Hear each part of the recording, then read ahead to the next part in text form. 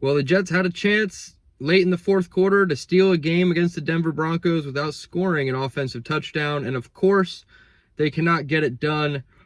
Abomination from this offense, terrible coaching, scared coaching, and you fall 13-11 to the Denver Broncos in a game where it felt like Denver was sleepwalking for most of it.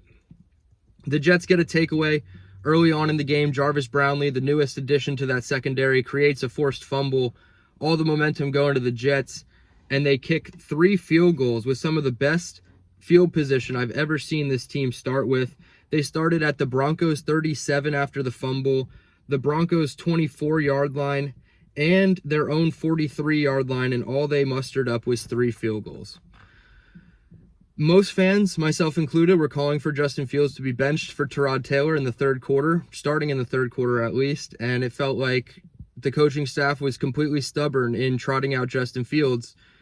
8 first downs and 9 sacks for this offense, and I would venture to guess that 7 of those 9 sacks were Justin Fields' fault.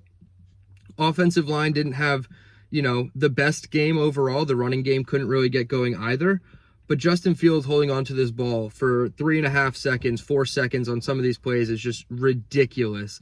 And if you're not going to target Garrett Wilson when he is one-on-one, even if it is Pat Surtain, what the hell are we doing here? Tanner Engstrand and Justin Fields, a complete stinker of a game.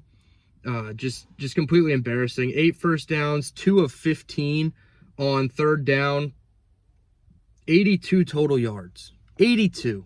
That's just completely embarrassing. I said 9 sacks for a total of 55 yards for Justin Fields. Like, you just can't have this. We were winning in spite of all the ineptitude on offense. The defense finally shows up, gets off the field, forces multiple 3-and-outs. They had 3 3-and-outs to start the second half, this defense, and special teams contributed. You had some big returns by Nwangu, even a big return by Isaiah Williams. Nick Folk was hitting all of his kicks, including one from 57, which is a second best in his career by 1 yard. So Folk hitting 58 and 57 yarders this season is just ridiculous that we can't take advantage on offense when these things happen. So the New York Jets fall to 0-6. They go home back to the States, and the defense is not to blame. So all the talk of Steve Wilkes getting fired is probably not going to happen because this defense played a lot better. Obviously, the return of Jermaine Johnson was huge. Jarvis Brownlee coming in and immediately contributing for this defense was huge. But the story of the day is offense. Can't get it done. Justin Fields desperately looked like he was disinterested at times in the game. I understand that's just like his demeanor and like his body language, just very relaxed, very calm and whatever. But when you're down multiple scores, you need to find a way to rally your troops. You got to hit that out route to Garrett Wilson instead of leaving it behind him and allow him to get crushed for what felt like his third or fourth time leaving the game with the injury, his back, his hip, whatever was bothering him today. It felt like Justin Fields was putting him in bad situations. We got kind of bailed out with that fumble by Garrett Wilson. They ruled it incomplete, but I thought it was a fumble. So they get a little lucky there. The Jets obviously forced their own turnover, and then Michael Clemens gets a holding penalty in the end zone to force a safety to take the lead 11-10. So the Jets defense and special teams is certainly not to blame for this. We're going to talk more all week long about Justin Fields and what this offense needs to do.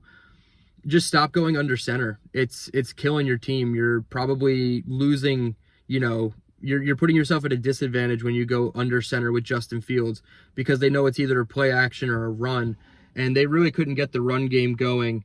Only 3 yards per carry, 92 rushing yards, but you finished with 82 total yards. That's a joke, an absolute joke by this offense. The Justin Fields sack where he took the big shot to the head, I felt like that was the easiest excuse to pull your guy out of the game because he just took a headshot and he's already suffered a concussion once this season. Go to Tyrod Taylor. Maybe you get that 2-minute offense going and he can spark something because anything would have helped this offense spark. Garrett Wilson was very vocal at halftime on the sidelines with head coach Aaron Glenn, and rightfully so.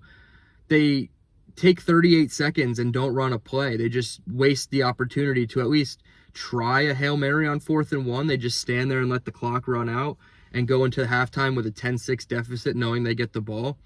when your offense is playing that poorly, you got to just at least try something. Give your team a chance, whether that's a deep shot right at the end of the half, and if it becomes an interception, that's fine, or, making that change to Tyrod Taylor and having him finish out the game, because when the games are this close and you're getting that abysmal quarterback play, something's got to spark the team. And it felt like in that moment, Tyrod Taylor could have gotten the ball out in the flat route to Mason Taylor, on the out route to Garrett Wilson. He could have put it on the right shoulder and allowed him to get toward the sidelines closer to that first down. So the Jets completely squander this opportunity. Some of the best field position they've had to start drives, and just ineptitude. I believe it was 1 total yard of offense in the first half. You're getting outpaced 160-1 in terms of total yardage. And you still find a way to be in it in the last moments, have a fourth quarter lead, so a blown fourth quarter lead again. But the defense is not to blame, in my opinion. They allowed 1 touchdown all game at the very end of the game, and they did their best. Multiple 3-and-outs in the third half.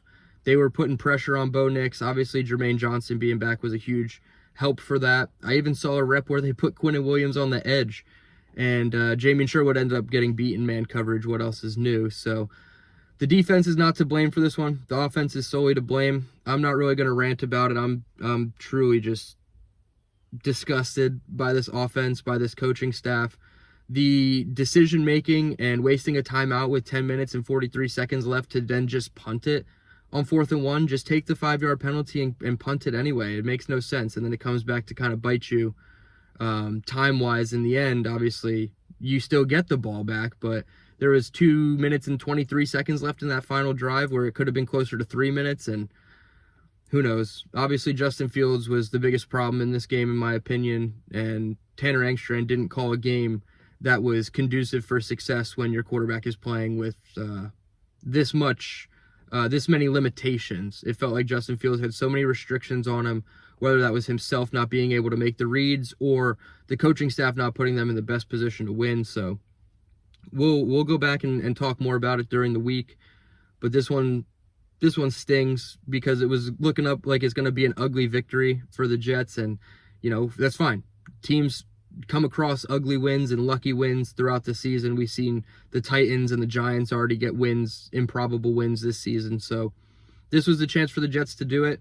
And I think it comes down to quarterback play and coaching decision-making and playing a little bit of scared football in a lot of this football game. So Jets fall to 0-6. I'll talk to you guys more during the week about this. I should be on with Buffalo on his channel tomorrow, 7 or 7:30 start time. So hopefully see you all there.